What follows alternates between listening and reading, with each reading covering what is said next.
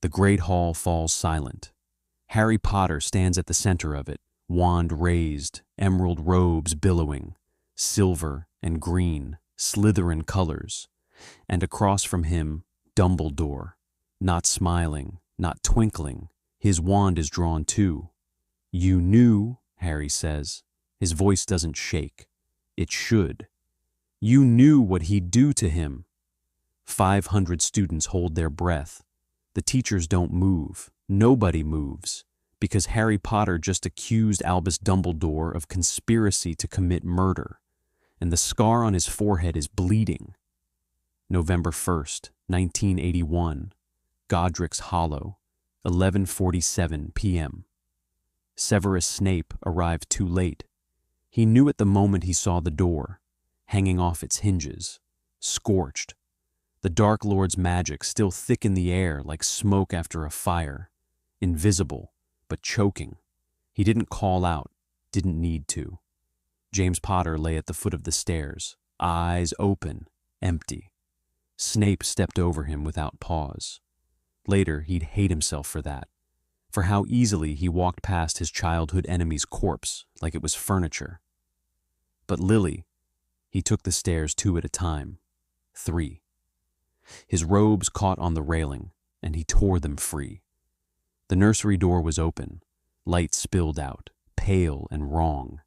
She was on the floor. Red hair spread like a halo, like blood, like the fire he'd spent 10 years trying to forget. Snape dropped to his knees. "No!" The word came out broken. He gathered her into his arms, her skin already cooling, her lips already blue. "No, no, no."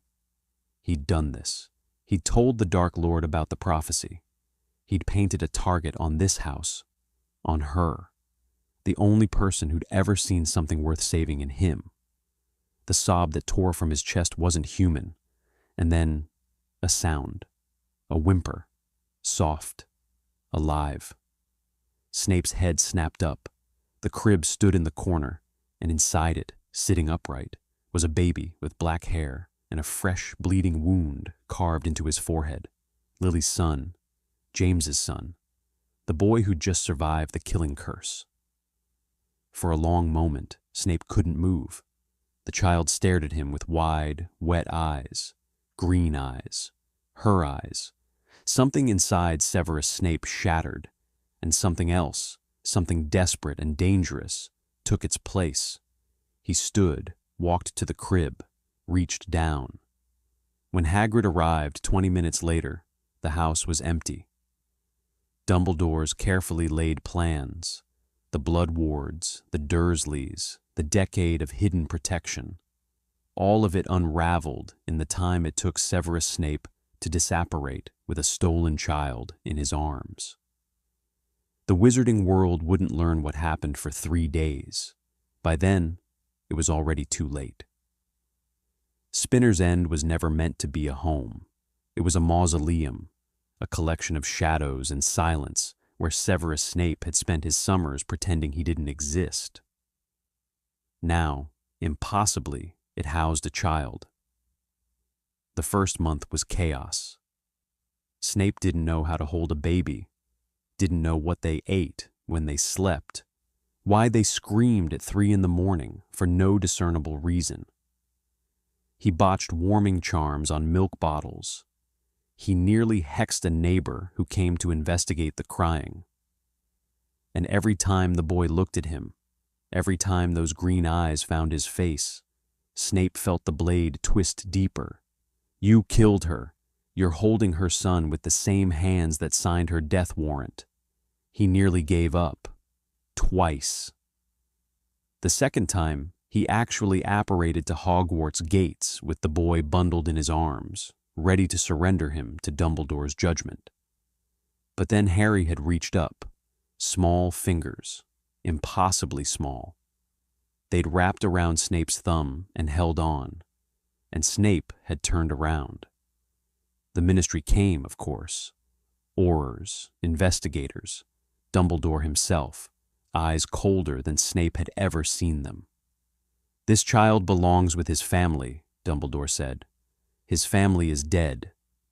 his mother's sister, is a muggle who despised Lily, who called her a freak, who would raise this boy to hate everything his mother was. Snape's voice was ice. I may be many things, Albus, but I will not deliver Lily's son to people who would teach him shame. The silence stretched. There are protections, Dumbledore said carefully, that only blood can provide. Then find another way. It took 6 months, 17 ministry hearings, 3 blood adoption rituals that Snape performed himself, in secret, using magic so old and so dark that the books crumbled when he touched them. But in the end, Harry Potter became Harry Snape, legally, magically, irrevocably, and Albus Dumbledore never quite forgave him. Harry didn't grow up in a cupboard. He grew up in a house full of potion fumes and silence, where love was expressed through protection charms and nutritional potions slipped into his breakfast. He didn't learn he was a wizard on his 11th birthday. He knew by age 4 when Snape caught him levitating his stuffed dragon and didn't punish him, just sat down very quietly and taught him how to control it. He didn't meet Ron Weasley on the Hogwarts Express.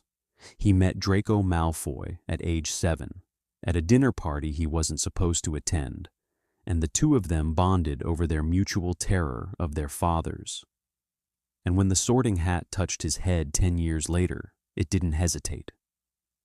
Slytherin! The great hall erupted. Whispers, gasps. At the Gryffindor table, a red-haired boy Harry had never met stared at him with open disgust. At the staff table, Severus Snape allowed himself the smallest nod. And Dumbledore watched, said nothing. But his eyes, those ancient, calculating eyes, never left the boy with the scar. Harry Snape was not Harry Potter. The difference showed in everything. He walked with his shoulders back. He spoke carefully, precisely, in the clipped cadence of someone who'd learned that words were weapons. He excelled in potions, yes, but also in defense against the dark arts, in dueling, in the subtle political games that Slytherin House demanded. He had friends, real ones, Draco, Blaise Zabini, a quiet, sharp-eyed girl named Daphne Greengrass who seemed to see through everyone. But he also had enemies. The Weasleys hated him on principle. The son of a Death Eater, raised by a Death Eater, wearing the serpent's colors. He was everything they'd been taught to despise. Ron Weasley made it personal, called him Snape's pet in the corridors, tripped him on the moving staircases. Harry never retaliated, not where anyone could see, but he remembered. He always remembered. And then there was Hermione Granger. She was the first Gryffindor to speak to him without sneering. Found him in the library, 3rd week of 1st year, and asked, genuinely asked, if he could explain a passage in their potions textbook. My father wrote it, Harry said. I know. That's why I'm asking you. Something in her voice made him look up. She wasn't afraid of him, wasn't disgusted, just curious. They became friends in secret, stolen conversations in empty classrooms, shared notes, a strange, fragile alliance that neither could explain. But secrets have weight, and this one was about to crush them both. The first crack appeared in Harry's 2nd year. It started with nightmares. He'd always had them. Fragmented things, flashes of green light, and a woman's scream. Snape had taught him occlumency at age 9 specifically to control them. But these were different, clearer, more insistent. He dreamed of a diary, black leather, gold edges, and a voice inside it, whispering things that felt like memories. You don't belong with him. He's using you. Let me show you what you really are. Harry woke at 3 a.m., sheets soaked with sweat, the name Tom on his lips, like a prayer he didn't remember learning. He didn't tell Snape. That was the first crack. The second came from Dumbledore. The headmaster had maintained a careful distance for 11 years, polite, professional, but cold in a way that made Harry feel like an equation that wouldn't balance. Then, midway through second year, Dumbledore requested a private meeting. "Lemon drop?" The old wizard gestured to a dish on his desk. "No, thank you." "Your father," Dumbledore paused. "Severus, he's taught you well. You have remarkable control for someone your age." "He's a remarkable teacher." "Indeed," Dumbledore's eyes flickered. "Tell me, Harry, have you experienced anything unusual lately? Dreams, perhaps? Visions?" Harry's blood went cold. He kept his face blank. Snape had trained him for this. Never show them what you're thinking. Never give them leverage. "No, sir." Dumbledore studied him for a long moment, then smiled. That warm, grandfatherly smile that never quite reached his eyes. "Of course, my mistake. You may go." Harry left the office with his heart pounding. Dumbledore knew something about the dreams, about Tom, about whatever was happening inside Harry's head. And he hadn't told Snape. The third crack was Snape himself.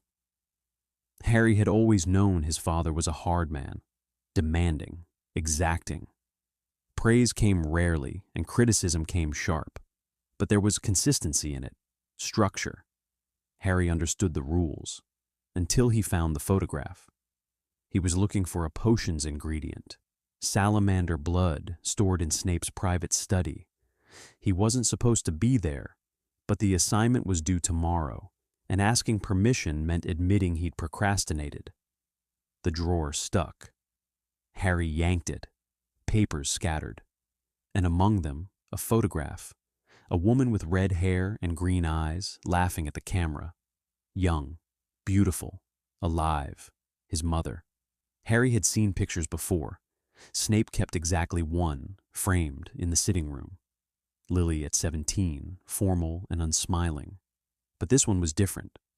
On the back, in faded ink, "To Sev, always, L, always." Harry stood there, photograph trembling in his hands, and felt something shift inside him, something he couldn't name. Snape didn't love him.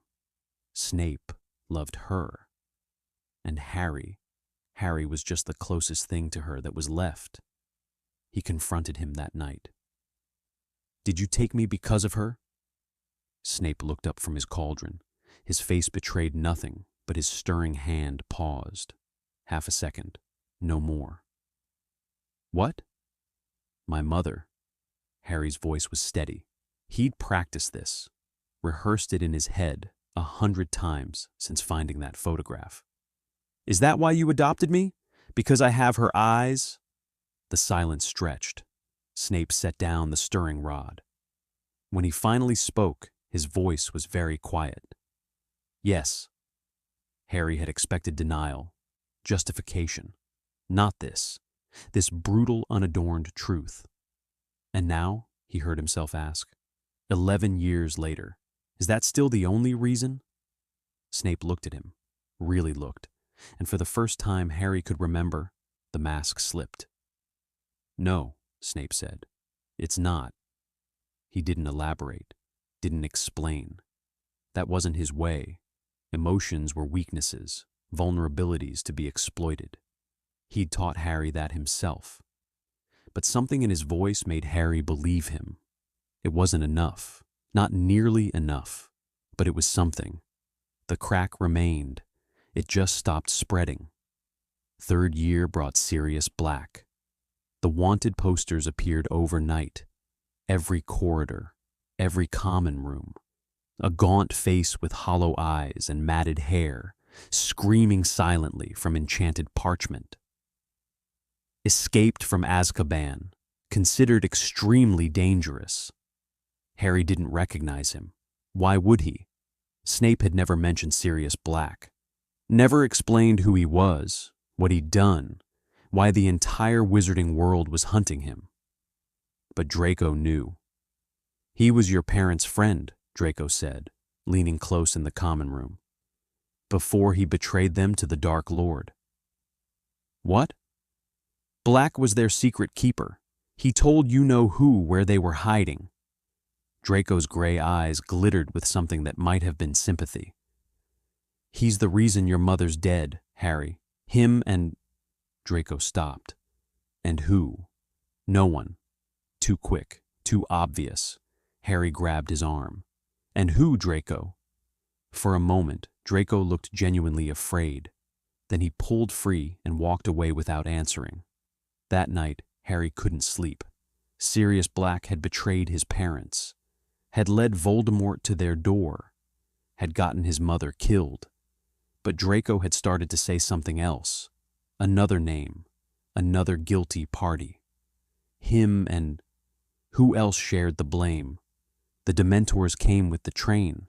Harry felt them before he saw them. A creeping cold that seeped into his bones, that made every happy memory curdle and rot. The lights flickered, the windows frosted, and then the screaming started. Inside his head, a woman's voice, begging, pleading. "Not Harry, please no, take me, kill me instead." He collapsed. When he woke, a shabby man with kind eyes was holding out chocolate. Professor Lupin, the new defense teacher. "You're safe," Lupin said. "They're gone." Harry took the chocolate. His hands were shaking. "That voice," he whispered. "The woman. Was that your mother?" Lupin's face was infinitely sad. "Yes, the Dementors make us relive our worst memories. For you, that would be the night she died." Harry stared at him.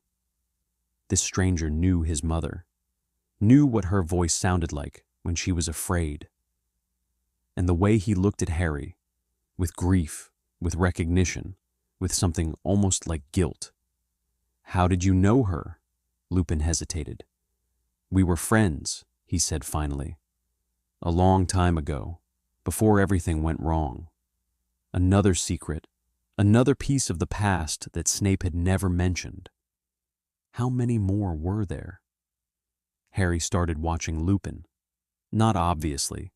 Snape had taught him subtlety, how to observe without being observed, how to gather information like a spider gathering flies.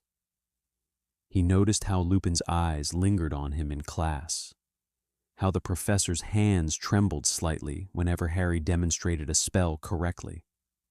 He noticed the scars, thin white lines across Lupin's face and hands. Too precise for accidents, too numerous for coincidence. "He's a werewolf," Draco said when Harry mentioned it. "My father told me. Dumbledore hired a werewolf to teach children." Harry filed that away. Interesting, but not the real question. The real question was why a werewolf who'd known his mother looked at him like a wound that wouldn't heal. The answer came at Christmas. Snape was called away. A potions emergency at St. Mungo's, he said, though Harry suspected it was something darker, something related to the dark mark that Snape thought Harry didn't know about, the one hidden beneath his left sleeve, faded but permanent. Harry stayed at Hogwarts, wandered the empty corridors, found himself, almost unconsciously, outside Lupin's office. The door was open. Lupin sat at his desk, staring at a photograph, not hiding it, not pretending. 4 young men grinned up from the frame, one with messy black hair and glasses. James Potter. Harry recognized him from the single picture Snape kept. One with elegant features and gray eyes, Sirius Black, younger and unbroken. One small and watery, already fading into the background, and one with kind eyes and faint scars. Lupin. "You were all friends," Harry said from the doorway. Lupin didn't startle, just looked up, exhausted and unsurprised. "Yes, we were. My father, Black, You and the other one. Peter Pettigrew. Lupin's voice caught on the name. He's dead now. Sirius killed him after everything. Harry stepped into the office. Tell me what happened. The real version, not the one in the newspapers. Harry, please. Something in Lupin crumbled. Maybe it was the please. Maybe it was the green eyes, so like lilies, asking for a truth that had been buried for 12 years. He told Harry everything, the marauders, the friendship, the war, the secret keeper switch that no one knew about, how it wasn't Sirius at all, but Peter, the weak one, Peter, the spy. Sirius didn't betray your parents, Lupin said. He was framed. Peter cut off his own finger, transformed, disappeared into the sewers, and Sirius spent 12 years in Azkaban for a crime he didn't commit. The room spun. Then why is he hunting me? He's not. Lupin leaned forward. Harry, Sirius is your godfather. He loved James. He loved Lily. He loved you. If he's escaped, if he's coming to Hogwarts, it's not to hurt you. It's to protect you. From what? Lupin hesitated. And in that hesitation, Harry saw the lie before it left his lips. I don't know. He knew. Harry was certain of it. Lupin knew exactly what Sirius was protecting him from, and he was too afraid to say it. That night, Harry wrote a letter, not to Snape. For the first time in his life, he wasn't sure he could trust his father with this. There were too many secrets, too many gaps, too many years of carefully curated silence. He wrote to Hermione instead. Something's wrong. I need you to research something for me. Everything you can find on prophecies, specifically prophecies about the Dark Lord. I think Dumbledore knows more than he's saying. And I think my father does too. He sent the owl at midnight, watched it disappear into the darkness. 3 days later, Hermione sent back a single line. Meet me in the restricted section. I found something. You're not going to like it. The book was ancient, leather-bound, locked with chains that Hermione had spent 6 hours charming open. It's a ministry record, she whispered. Classified. I don't even know how Hogwarts has a copy. What does it say? Hermione's hands were shaking. She never shook. She faced trolls and 3-headed dogs with a level head. But this, whatever this was, had broken something in her. There was a prophecy, she said, made before you were born, about a child with the power to defeat the Dark Lord. Harry's blood turned to ice. The prophecy was witnessed by 2 people, Dumbledore and someone else, someone who overheard part of it and reported it to you-know-who. Who? Hermione looked at him, and Harry knew, before she said it, before the word left her mouth, he knew. Severus Snape. The world contracted to a single point of pain. He heard the prophecy, Hermione continued, voice barely audible. He told Voldemort. That's why Voldemort targeted your parents. That's why he came to Godric's Hollow that night. He killed her. He killed my mother. Harry, he told me. Harry's voice sounded distant, foreign, like someone else was speaking through his mouth. He told me he took me because of her, because he loved her. But he's the reason she's dead. Hermione reached for his hand. He pulled away. Why did he adopt me? Really? Was it guilt? Was it punishment? Some kind of sick penance? I don't know. Maybe he let me love him. The words tore out of Harry like broken glass. He let me call him father. And the whole time he was the one who... He couldn't finish. The diary's voice echoed in his memory. Tom's voice, whispering in his dreams for years. He's using you. Let me show you what you really are. Maybe Tom had been right all along. Harry didn't go back to Slytherin that night. He went to the astronomy tower, sat on the cold stone, stared at the stars, and tried to feel nothing. At midnight, footsteps approached. He didn't turn around, didn't need to. "Lupin told me you'd be here," Sirius Black said. The escaped convict looked worse than his wanted poster, gaunt, starving, but his eyes, gray and bright and desperately alive, fixed on Harry with something that looked almost like hope. "You have her eyes," Sirius whispered. "God, you have her eyes. Did you know?" "Know what?" "That Snape was the one who told Voldemort about the prophecy, that he got my parents killed." Sirius went very still. "Yes," he said. "I knew." "Then why did you let him keep me?" The question hung in the frozen air. Sirius sank down beside him, bones creaking, body shaking with cold and grief and 12 years of madness. "Because I was in Azkaban. Because Dumbledore didn't believe me. Because by the time I could have fought for you, you were already his. Legally. Magically." Sirius's voice broke. "Because I failed you, Harry. In every way that mattered, I failed you." Harry stared at the man who should have raised him, the godfather he'd never known, the last true friend his parents ever had. "I don't know what to do," Harry admitted. "I don't know what's true anymore." Sirius was quiet for a long moment. "I can tell you one thing that's true," he said finally. "Snape loved your mother more than anything in this world. He still does. I can see it in how he looks at you, how he's protected you, how he spent 11 years trying to become someone worthy of raising her son. That doesn't excuse what he did." "No, it doesn't." Sirius turned to face him. "But here's what I've learned, Harry. 12 years in Azkaban, surrounded by Dementors, reliving my worst memories every single day. People aren't just one thing. They're not heroes or villains. They're not good or evil. They're broken, all of us. And the only thing that matters is what we do with our broken pieces. But here's what I need you to consider before we go any further.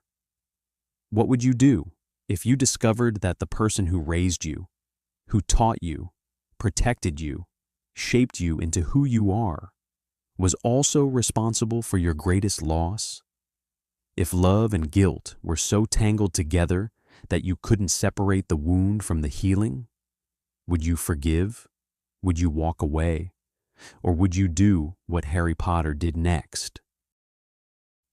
3 days later, Harry stood in the center of the Great Hall. He hadn't planned it this way, hadn't meant for it to be public. But Dumbledore had forced his hand, summoned Snape to his office, locked the door, and begun a conversation that Harry wasn't supposed to hear. But Harry had learned long ago how to listen through walls.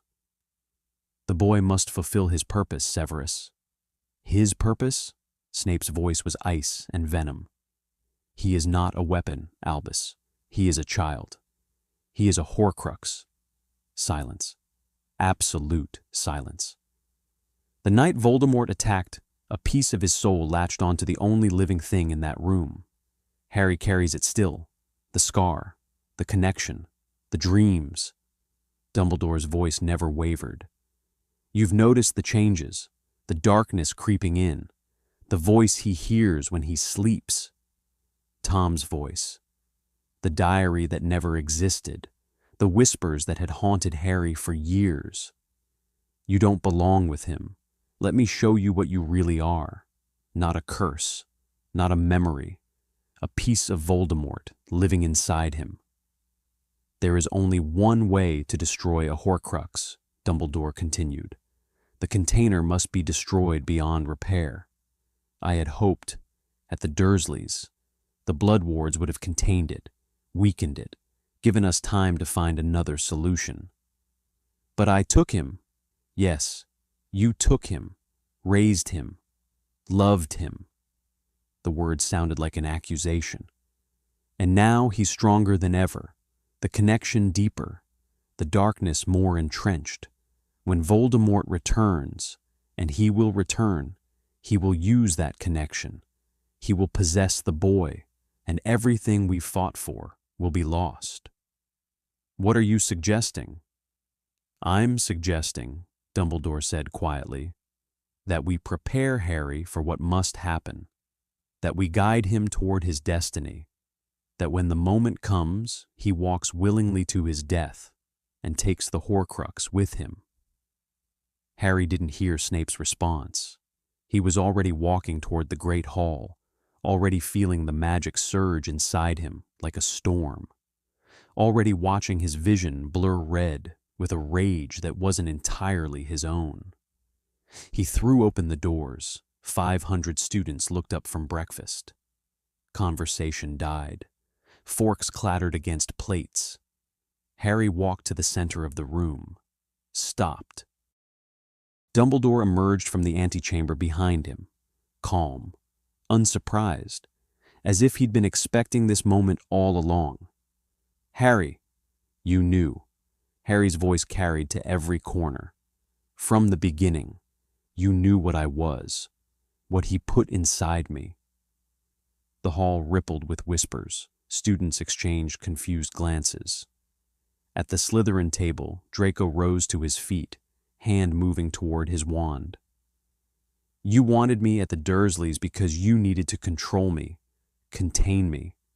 And when that failed, when my father took me, you spent 11 years trying to get me back. Harry, this is not the place. You told him I had to die.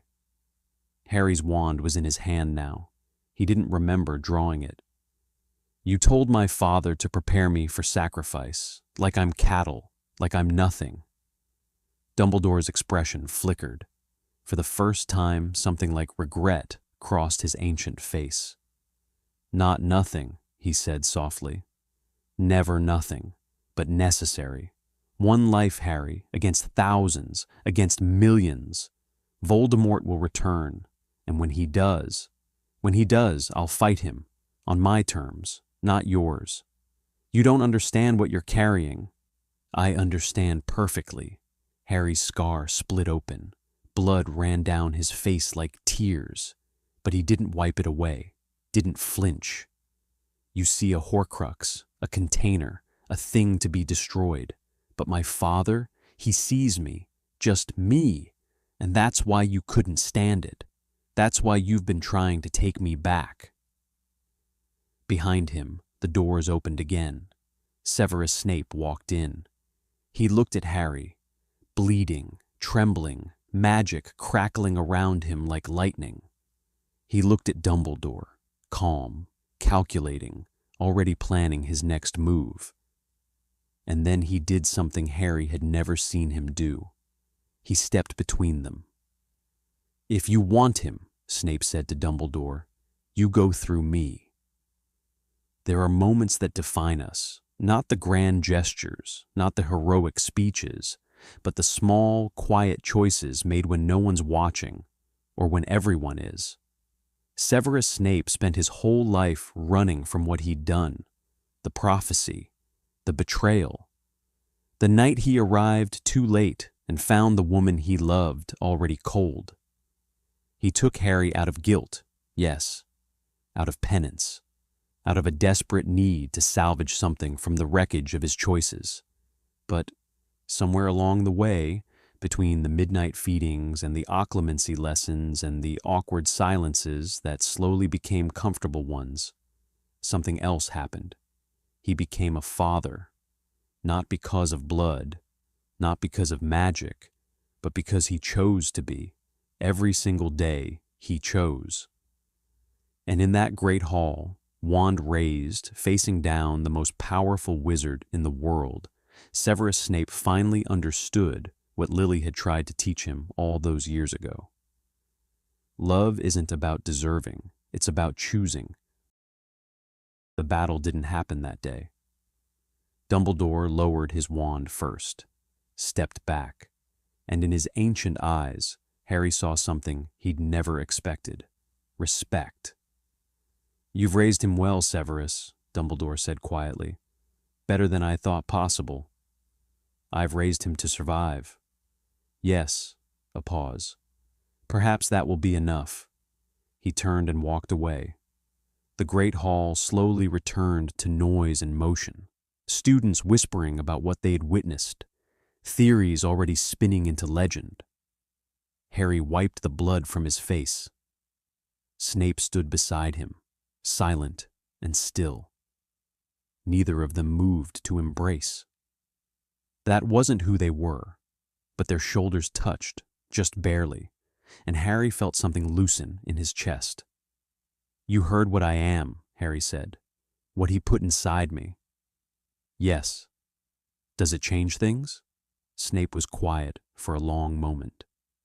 "You are my son," he said finally. "Whatever else lives inside you, whatever battles we have yet to fight, that will never change." Harry nodded slowly. The scar on his forehead still burned. The darkness still whispered at the edges of his mind. And somewhere out there, Voldemort was stirring, preparing for the war to come. But for the first time in his life, Harry wasn't afraid, because he wasn't facing it alone. In the great hall of Hogwarts, surrounded by the stares of 500 students and the echoes of secrets finally spoken aloud, a man who'd spent his whole life atoning for one unforgivable mistake stood beside the boy he'd learned to love. Two broken people, one fragile, improbable family, and a future that neither Dumbledore nor Voldemort had ever seen coming. Harry's life in Spinner's End has only just begun. The boy is no longer a pawn. He is a player. But before we close this chapter, I have a question for you. Dumbledore believed Harry had to die to save the world. Snape believed Harry deserved to live, even if it risked everything. Who was right? If you were headmaster, would you have sacrificed one child to save millions, or would you have fought for him? Let me know your choice in the comments below. And if you want to explore more dark timelines, fractured histories, and stories the movies were afraid to tell, subscribe to VictsVerse. The multiverse is vast, and we are just getting started.